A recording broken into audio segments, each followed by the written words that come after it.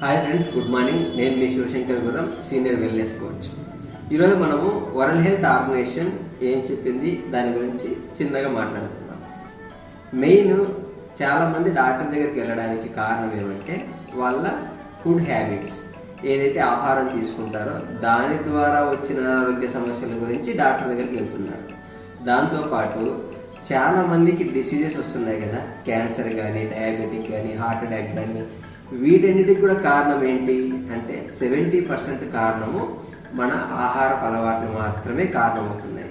దాంతోపాటు ఎవరైతే nutrition deficiency ఉందో, అంటే అనారోగ్య సమస్యలు వస్తున్నాయి కదా, వాళ్ళకు న్యూట్రిషన్ డెఫిషియన్సీ వల్ల వచ్చే అనారోగ్య సమస్యలే 70% కారణమవుతున్నాయి. అంటే బాగా గమనించండి, అనారోగ్య సమస్యలు రావడానికి కారణము ఆహారం. లాంగ్ డిసీజెస్ ఏవైతే డయాబెటిక్, హార్ట్ అటాక్, క్యాన్సర్ లాంటి కారకాలు రావడానికి కారణం ఏంటంటే ఈటింగ్ హ్యాబిట్స్. దాంతోపాటు nutrition deficiency life style, irregular food habits, దాంతోపాటు సెడెంటరీ లైఫ్ స్టైల్ ఏదైతే ఉందో లైఫ్ స్టైల్ కరెక్షన్ చేసుకోకపోవడం వల్ల, తినే ఆహారంలో న్యూట్రిషన్ వాల్యూస్ లేకపోవడం వల్ల ఎక్కువ మందికి అనారోగ్య సమస్యలు వస్తున్నాయి. ఇది ఓవరాల్గా వరల్డ్ వైడ్ ఎంత ఉంది అంటే 70% ఈ 3 కారణం అవుతున్నాయి.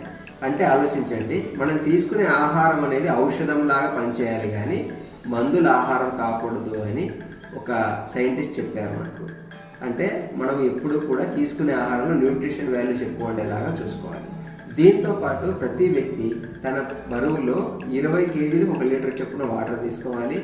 అలాగే 6 to 8 hours minimum sleep, 6 to 8 hours compulsory deep sleep ఉండాలి. అంటే మతకగా నిద్రపోవడం కాదు, పూర్తిగా ఫుల్ నిద్రలో ఉండాలి.